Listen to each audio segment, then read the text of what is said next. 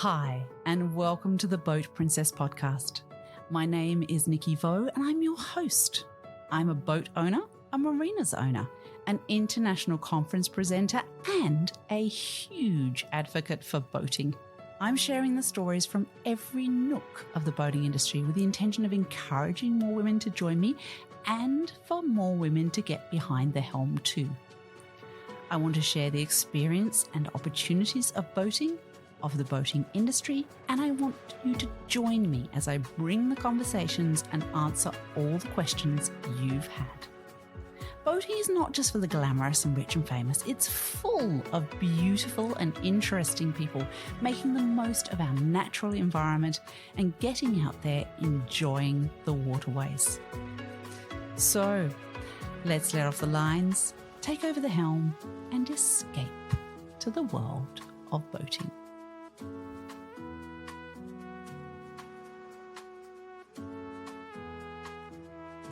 Hi everyone, and welcome to another episode of the Boat Princess podcast. I have with me today a very interesting man from the other side of the world to Australia, the lovely Alberto Sonino from Venice Alberto Marina. Welcome. Welcome. So good to have you here. It's a pleasure. So you have been in the marina industry for a very long time, haven't you? Like 21 years or so, is that right? I started several years ago, actually. Too many from the actual perspective, and but I was super young. Yeah. And how did you start? How did you get into this business? I had a kind of an introduction through my previous professional activity, being a professional sailor, and with this wonderful double stream of Olympic classes and offshore sailing in parallel. This probably compromised my best results, being always around the marks for the coastal Olympic training and racing, and also being offshore for ocean crossing and offshore sailing.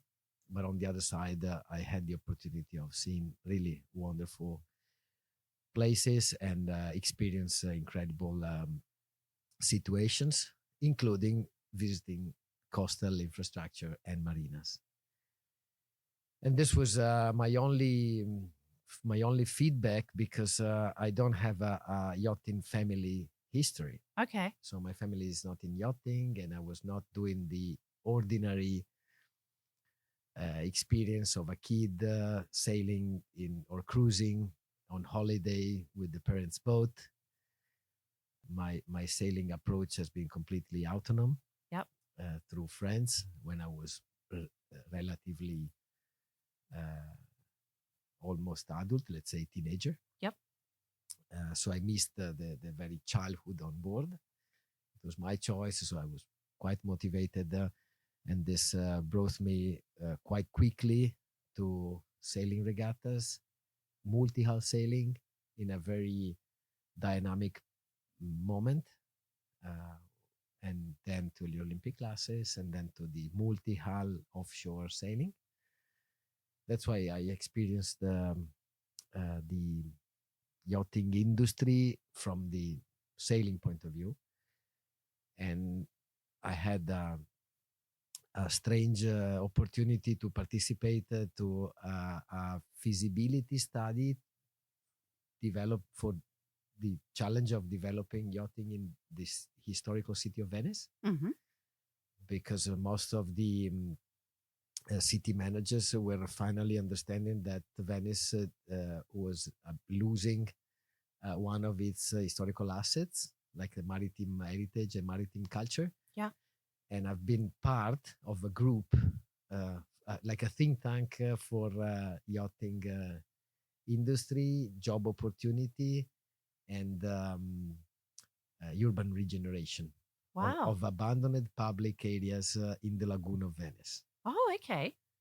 And I was the sportive part for, let's say, contributing with sailing schools, racing teams, also professional organization in terms of leisure yachting. Yeah. Other people were taking care of shipbuilding and infrastructures. This was 2004 or 5. Okay. So And 20 years ago. and this was the moment for my Olympic campaign, been not successful enough to keep me on a full professional full-time job in sailing.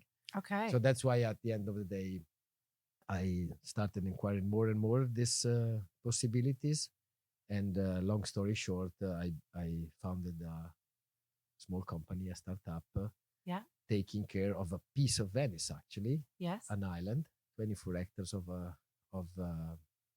abandoned land with a former polluted military industry Okay. producing weapons and ammunition since the Second World War, and then completely abandoned. And I applied a call for tender and designed a strategy for regenerating this part of Venice, planned to be a urban park, Yes. a green area in a city like Venice, which has no Very green few areas. green areas. Yes. And The odd tree in the middle of a square. using yachting as a towing activity Yeah. of this regeneration plan.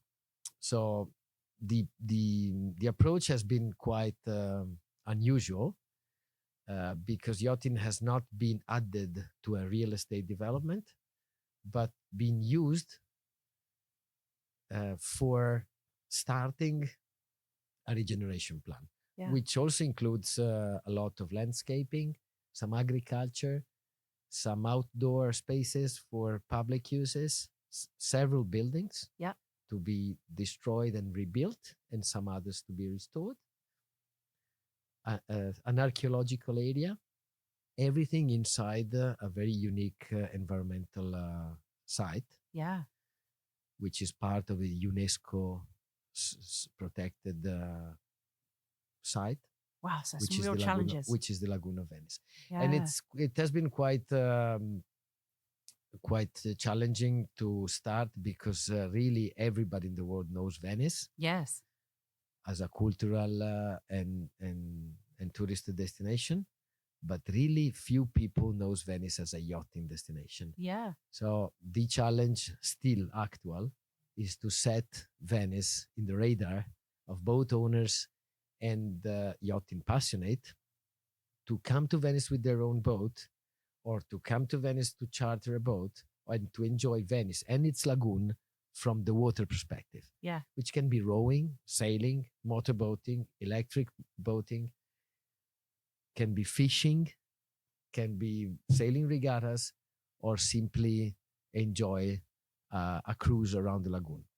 That's quite ironic that, like, to me, Venice is one of the most perfect places in the world because everywhere you go, you have to go by boat. Right? So I assume that people would naturally go to Venice with their boats, but they don't. You actually have to persuade them to do that. It is a contradiction. Yeah. Because really every economic and life moment of the city is based on boating. Every good is transported by boat. Every waste is transported by boat. Yeah. Every person is transported by boat, either public transportation systems, which are water buses, or private boating. On the other side, this kind of boating is meant to secure the transportation from A to B. Yeah. It's not a leisure situation, which is something very different. We can count 40,000 boats registered in the Bay of Venice, which is called the Lagoon of Wow. Venice. It's incredibly more than the whole Sydney Bay or Yeah, absolutely. or any other let's say contaminated area. The Lagoon of Venice, differently than a lake, is open to the sea. Yeah. So there are entrances, 3 different entrances, and there's a wonderful communication in terms of nature and hydraulic management of this incredible site.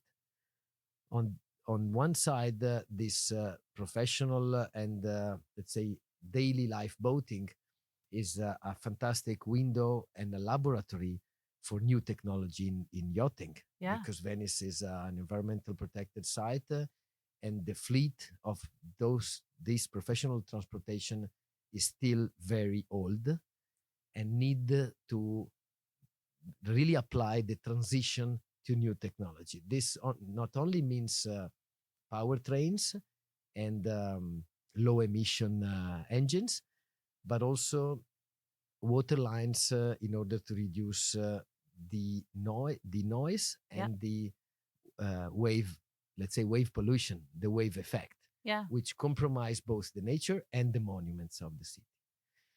That's why we're working a lot about e-mobility, hydrogen, battery systems, storage systems, and innovative hulls, including foiling solutions. Yep. Fact is that we don't want to be fast in the Lagoon of Venice. So Yeah.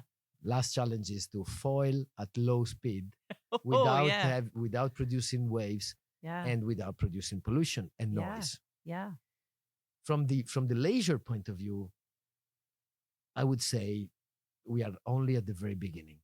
My goodness. Despite Venice has a wonderful yacht club with 100 years old of history, and several other small yacht clubs which are doing nice approaches to kids and young generations, the boat owners, in terms of yacht owners of every size, are relatively few, simply because the Venetian citizens are fewer and fewer.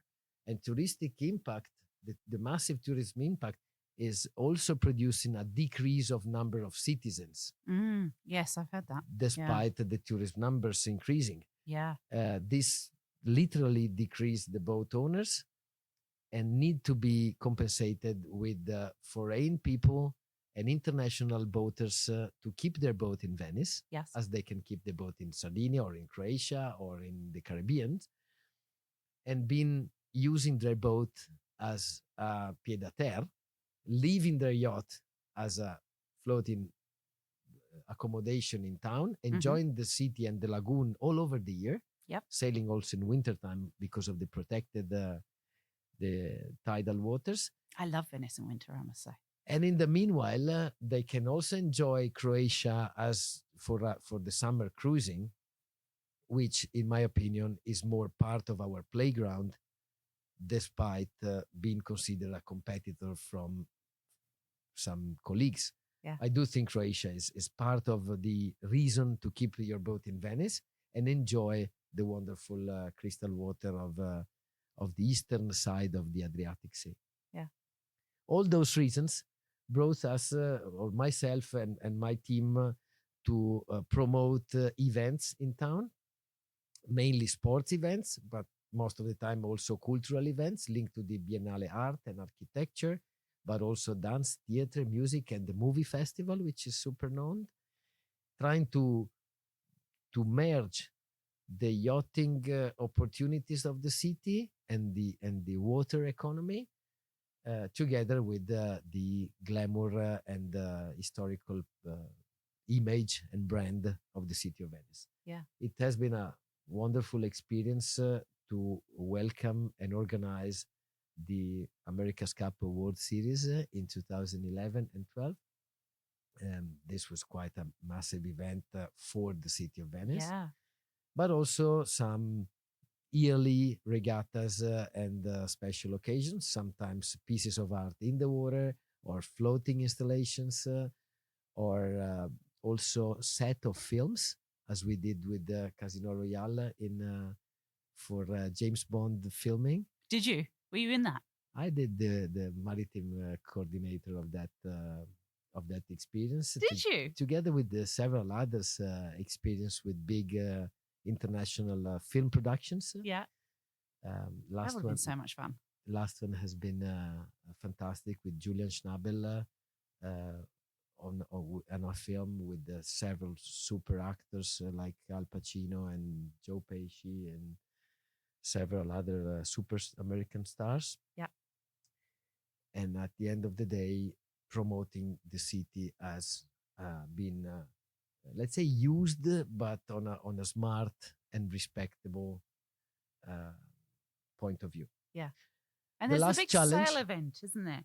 What's when that's in October, isn't it? yes, Yeah. we have two interesting sailing events in our area every year. Yeah. So not only the one shot event as it has been the America's Cup, every year close to Venice, only 50 miles away. The Barcolana is taking place on the second week of October. This is the biggest regatta in terms of number, with 2,000 yachts on the same starting line, from 150 footer down to 5 footer boats.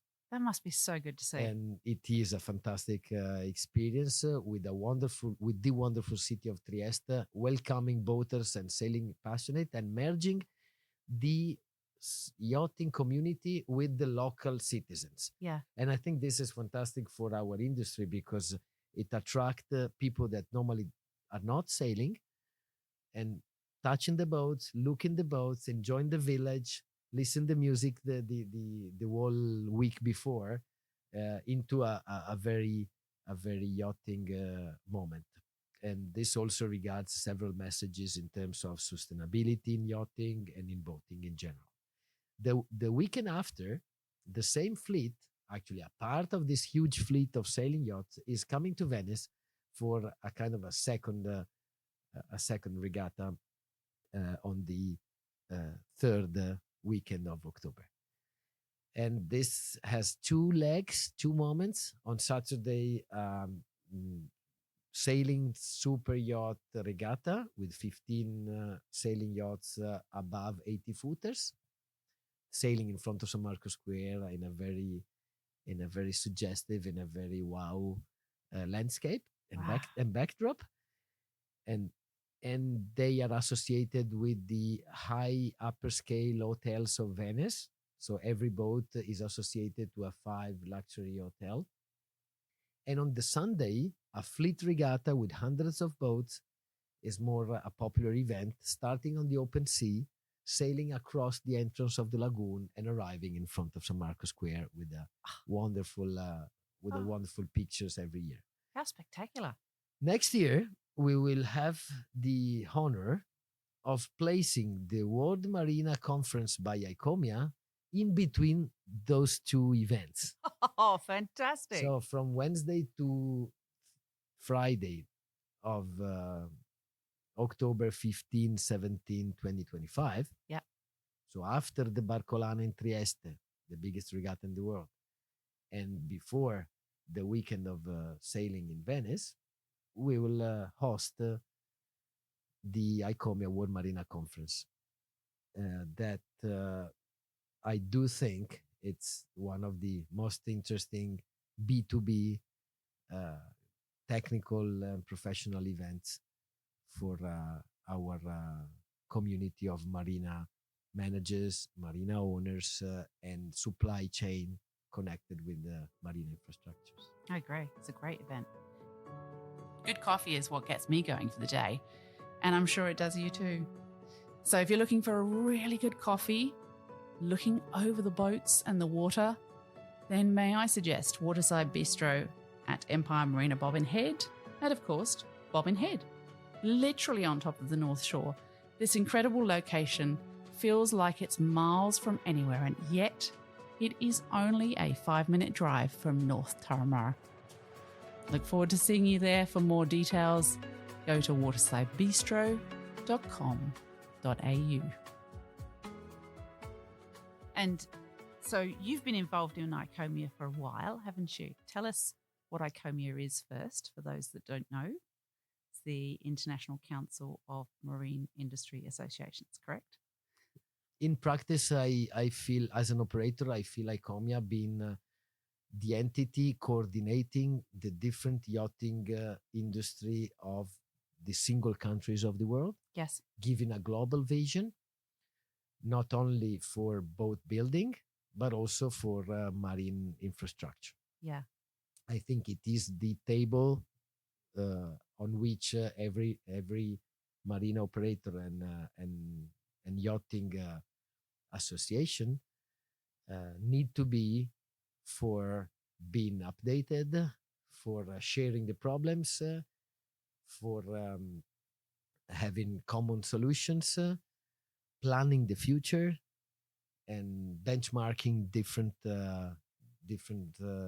industry around the world, learning, and also promoting the industry. And networking. I think it's a brilliant event for networking. I fully agree, and Yeah. this has been my experience, being not coming from a family on this business. 15 years ago, I attended to my first ICOMIA World Marina Conference mainly because I felt ignorant and I wanted to learn. And in learning to come knowing, possibly face by face, the colleagues and the operator around the world.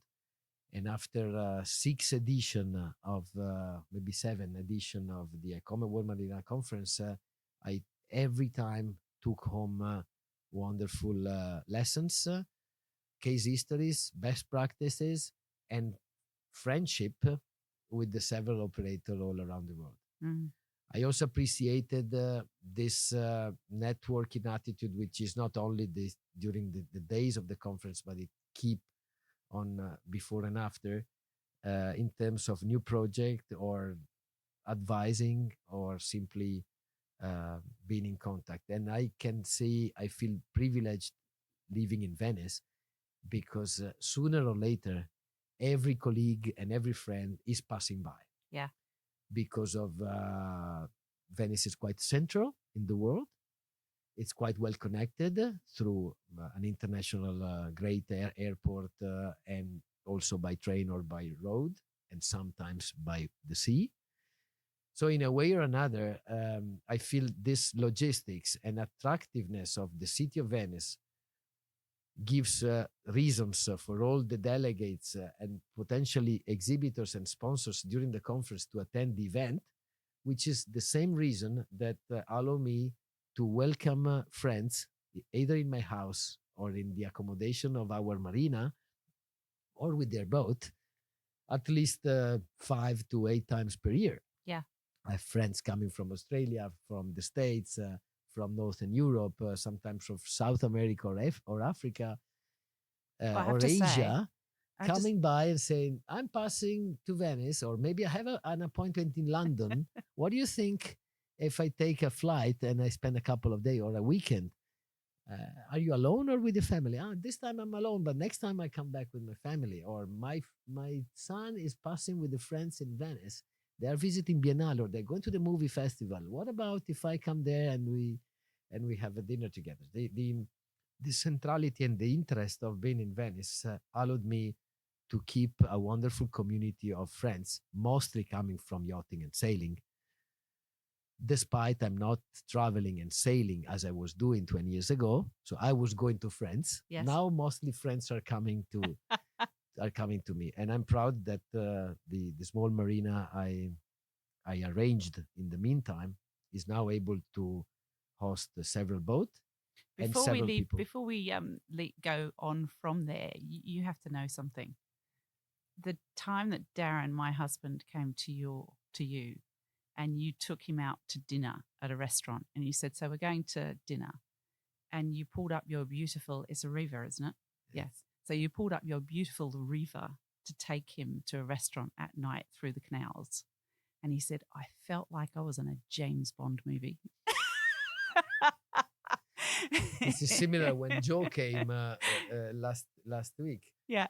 But I think because we live into a kind of a daily film, the relationship and the feeling with the water in Venice is something that we have since when we are kids and make us being watching the city from the real perspective. You have to think that when Venice has been built, including the wonderful monumental buildings, the normal accessibility was the water side. Yeah. Nowadays, unfortunately, is less. But the idea of visiting the city and the lagoon by a boat, even if it is a small boat, sometimes it need to be a small boat going in the small channels, Yeah. is, in my opinion, a privileged point of view and always a wonderful Oh, experience. it's amazing. Yeah, it's wonderful. So let's get to your marina. So it was a space that was contaminated, it was abandoned, and you've turned it into an incredible facility. Um, how big is that facility? How many boats are in there? And tell us all about your marina. I'm I have to tell you something really confidential. I've been very inspired from several point of view by Empire Marine.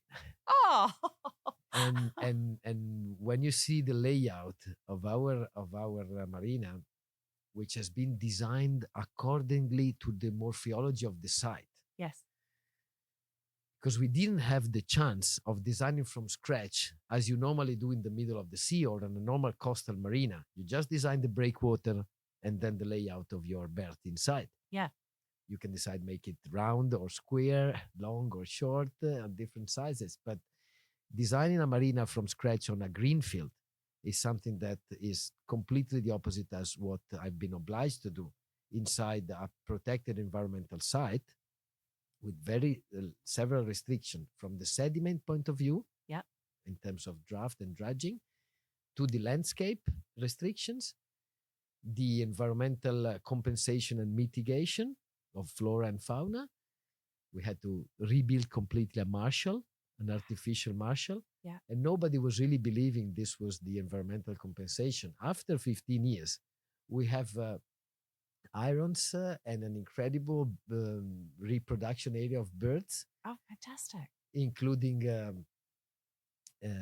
some protected species and rose flamingos, which in Venice were not seen since ages. Wow. And this was the setup of the marina, being engineered, studying the past of the island and the possibility in terms of transformation. Because obviously, to transform an industry and a production site, which was working with 1,500 employees, it was really a factory, Yeah, into an environmental, let's say, into a park with marina and yachting facilities, is still an impacting project. yeah. We dredged, we destroyed the buildings, we took the waste to the proper recycling sometimes, or to the waste other times. We worked a lot with the phytobioremediation, with bacteria and microbioorganism, in order to destroy the hydrocarbons of the soil. This has been called the low impact or no impact soil remediation. At the end of the day, the marina has 45,000 square meters of maritime concession, based on a long lease on the whole island, which is lasting 99 years. This has been a long discussion with the authorities, Mm, comparing the duration of the concession to the investment. yes. The marina nowadays can host, it has been realized in 3 steps, and now can host 450 yachts. Wow. Um, most of them are small to mid-sized, Yeah. but there are 30 berths for ships up to 65 meters. Okay. Big. Yeah. We have 10 to 15 relatively big yachts, more or less 150, 200 boats in between 40 and 60 footer, and the rest are smaller. Yeah. We have also a shipyard facility Yes. for lifting and launching and maintenance. The same shipyard is also a boat building for small wooden crafts, Oh, as nice. my personal boat. Yeah. Mine is older; it is 60 years old, but we produce replica in wood, in plywood, and with a different on demand, up to 10 boats per year. So it's a Fantastic. small artisan production. Yeah. The marina also has some accommodations. We call them crew houses. They are apartments for crews and boat owners. Sometimes small boat owners preferring to sleep on shore, or boat owners inviting friends or the rest of the family. They share boat and apartments. That's a nice idea. And also a small 20 rooms hotel. This will be the facility hosting the World Marina Conference with quite an effort, because despite the usual strategy of the conference being inside a conference center, yeah, we will do the challenging. We did the challenging proposal of hosting the conference inside the shipyard and inside the marina facility. Oh my goodness! As we did for other fashion, artist, and architecture events. So we will transform our shipyard into a conference site. Yes. Literally moving the boats and putting and setting up audio systems, chairs, and videos and everything needed. And this will be the characteristic of this event, of this edition. Oh, that'd be amazing! I do hope people will enjoy. Oh, I think we'll love it. For us, it's an extra effort because it's a lot of movements and transformation, also to secure full security and quality of the event. Yeah. But there will be this kind of a contrast being discussing our business inside the shipyard, inside the marina. Yeah. If you will exit from the shed, transformed in the main meeting rooms for up to 600 people, you will see the crane, you will see the berths, you will see the boats. Brilliant. And I hope people will enjoy this relationship, including the exposition areas and some green mobility boats being also in the test sea trials and exposition. I hope people will enjoy this full immersion in Venice, including the marina tours. Yes. That will be bringing the delegates around the Lagoon of Venice, visiting more than 10 marinas in two groups. Wow. Fantastic. That's so good.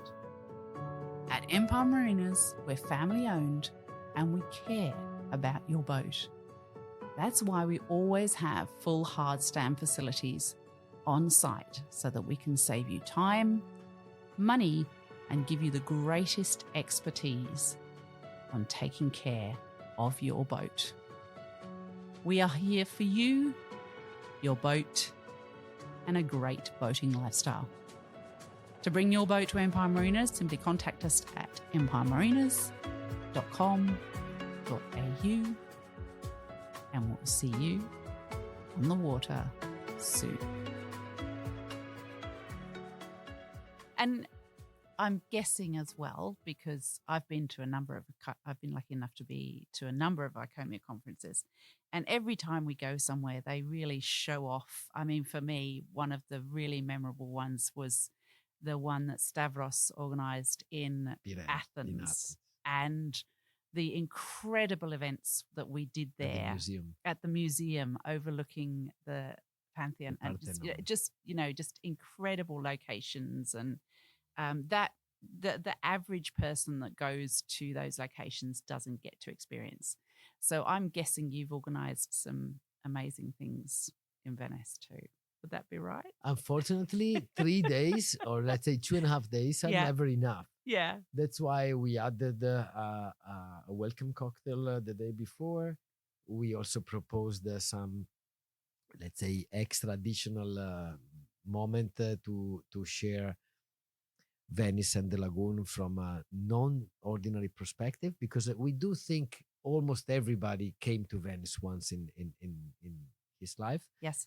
But on the other side, we are able to open a different point of view. Yeah, and which is what I love. This will be the challenge, hoping all the participants will come back with a different perspective. On the other side, we'll have, despite the conference being on a non-conventional site, which is in the city center, but on a separate island, so island on an island, into an environmental and yachting location. The gala dinner will be in a very iconic, central, wonderful palace. Oh. And on the other side, we will also split the group in the days before, because some of the Venetian authentic experiences cannot be done on with 500 people going on the same spaces. Yeah.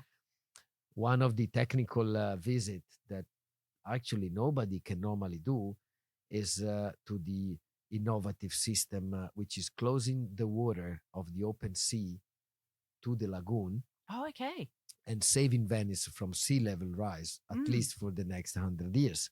Fantastic. This is the most controversive and most innovative solution for, let's say, assuring the resilience of the city of Venice uh, to the climate change Yeah. and to the clear sea level rise, which would have compromised the future, compromised the future of Venice of the next decades. Which would be tragic. Nowadays, Yeah. the city of Venice is able to stop the tide when it is dangerous for the life of the city and the monuments and everything else. So every time the tide is predicted above 1 meter and 10 centimeter, the average sea level, the lagoon is closing the entrances. So we keep more or less 70 centimeter inside the lagoon when we have 120, 130, 150 in the open sea. There's a gap of more than half a meter, which saved the city nowadays and will save the city for the next decades. Yeah. We will visit this super engineering part of our territory. Oh, wow. That would be fascinating. Brilliant. So good. So, obviously, the marina associations and boating industry associations and all those people know about ICOMI events and how they can get involved and all those sorts of things. But for those maybe companies out there that are listening to this and hearing about this event for maybe even the first time, and their events that they're companies that want to expose their brand to those people attending that conference, how can they get involved? Is there sponsorship opportunities? Is there different ways that they can help this event or get involved in this event? Actually, we have 4 streams of Okay. participation. The simplest one is to register as a delegate or group of delegates, and I do hope all the marina industry professionals will have the notice and will be aware. And then I do think everybody will decide according his own agenda and interest. But I guess everybody will save the date, 17 October 2025. The second possibility for corporation is to be exhibitors. We will arrange a village around the conference, inside the conference itself, as it has been done in the past. And this will allow any small, mid, or big corporation to be visible with their own stand in every moment of the conference, including the coffee breaks and the lunches, and to be part of the media and promotional plan.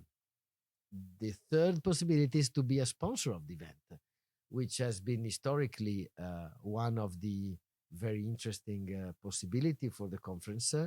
And I've been personally surprised that all the sponsors of the previous events confirmed their interest and they approached us saying, I'm happy about the feedback I had being a sponsor in the last editions. I would like to be sponsored again. That's great. This is still part of what we are doing because since now we approached the 780 professional organization, corporation, from the fender producer to the floating pontoon producer, insurances companies, boat builders, engine producers, services providers, engineering company. We really approached everybody. That's why it's super interesting to be here at the METS Amsterdam, and METSTRADE was very collaborative to promote our approach to the METS exhibitors because they are actually the same stakeholders of the World Marina Conference. Last but not least, and sorry, we have several packages for sponsors, so from being basic sponsors up to being title sponsor on different levels with different investment and different also benefits we give to the sponsors, including the gala dinner, the visibility, the branding, not only during the 3 days conference, but also during the road to the conference from now or from month ago across all the boat shows. We'll be in both Dusseldorf, we'll be in Dubai, we'll be at AMI in the United States, the American Marinas Conference. We will be in Miami Boat Show, as well as in Venice Boat Show, and then Cannes, Southampton, and Genova Boat Show next year. We'll also have a website activity. The website is already on. Everybody can find the information in the website, World Marina Conference 2025.com. And we are already started months ago for some social media activities on the different platforms. And most importantly, you've been on the Boat Princess podcast. Thank you, Mike. Last but not least, we are receiving proposal for being speakers because we would like to keep the ordinary topics that has always been raised with a kind of an update on every topic. But on the other side, we would also like some new evidences, new matters, new trends, and hopefully also new people, not only new speakers, not only coming from our industry, but also coming from other experiences, being interested for our delegates. Yeah, because I think we can learn a lot from other industries about how they're doing things. Definitely. And bringing it to marine. On every point of view. Yeah, because it's, marinas are very closely linked to hotels. They're very closely linked to even caravan parks. There's all different industries that the car industry is very close to how they do things, and they're very progressive to, bringing that to the boating industry as well. I think there's real opportunities there from other industries to come and talk to us. I'm normally very surprised because, daily, which is, I think, good and also challenging in our job, is how much multidiscipline approaches and how many different matters we approach every day in our job. We not only have the hospitality part of it, but we still have the technical one, and they are merging every day in the needs of our guests and clients. They have technical and leisure issues to rise. We have all the marketing part of our job for a non-stop promotion of new destinations, but also historical ones. They're not forever on the maps. They still need to update their approaches, and we have new technologies, innovation on every aspect, from the management to the human resources. And we have actually fantastic opportunities from digitalization, but we are also approaching the more interesting, from my point of view, topics, speaking about gender equality and accessibility in all the terms. So we always speak about sustainability on at least 3 ratio, which is not only environmental, but also social, and at the end of the day, also economic, because we need wealthy corporations to keep the other social environmental aspect. But at the end of the day, we are living a challenges moment from, let's say, global economy point of view or geopolitics. And our infrastructure, most of the time, are privately managed, but they have big social responsibilities. Mainly because we manage public property for a certain duration of time, and we have the responsibility of keeping, not only keeping, but also adjusting and developing the public property we are leasing or temporary. We really are a privately owned public facility, aren't we? Yeah, as marinas. That's what we do. Some of them are publicly owned, some of them are government owned in different countries and so on, and even different states. So, for example, in Australia, Western Australia, a lot of the marinas are government owned. But you and I are perfect examples. We own marinas, well, as much as you can, because it's a lease. It's not a total ownership. But we're providing a service and a public space for everyone to enjoy, but we're a private business at the same time. So it has its challenges, but they're all positive and wonderful. But I think it's a really interesting business in that regard. Yeah, I fully agree. Also, because we have a lot of complementary and collateral project inside the marina from all the aspects. Sometimes we are risking to be disrupted from our ordinary business and management because we have proposal from different point of view that can be in social. We are doing wonderful things for let's say disabled and I don't like the word, but still accessibility in yachting. Yeah, a lot about school and school approaches and learning educational project, which are not only in our business but in general for maritime culture. We have a lot about big and small experimental project in new technologies, mainly about production of self-production of energy and innovative fuels, including biofuels, for all our activities, not only on the water, but also on land. Yeah. Because we actually have several images. Actually, the World Marina Conference is giving us a summary of all that. Yes. It's not meant to give the full solutions, but to let all the participants having curiosity on different aspects and take home the spirit of innovation, collaboration, and transformation with best cases and best practice around the world, and a lot of colleague for the most effective networking I've ever seen. Amazing. Well, thank you so much for talking to us, Alberto. It's been lovely to have you on the podcast. As a friend, I really enjoy our friendship and knowing that that there's a man in Venice that I get to visit every now and then and see. And I'm really looking forward to this conference. I love the World Marinas Conference anyway, but Venice has a very special place in my heart. I find it one of the most beautiful places in the world. So I cannot wait to be there. So look forward to it. Thanks a lot. Thank you for hosting, and congratulations for your fantastic and very various podcast, which I am honored to know since a while. Oh, thank you.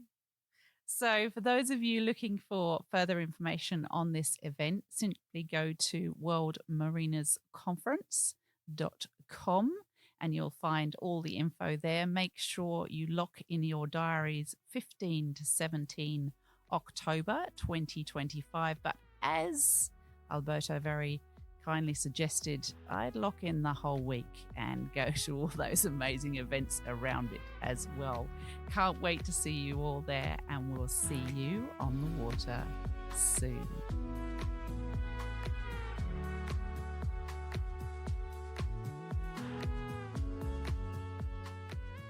Well, it's been lovely to have you listen out there, folks. I really appreciate your ears. And if you'd like to get in contact, just follow me on Instagram at The Boat Princess, and perhaps leave me a comment on today's picture of our podcast so that we can get an idea of what you thought about it. That'd be lovely. Take care, and we'll see you on the water soon.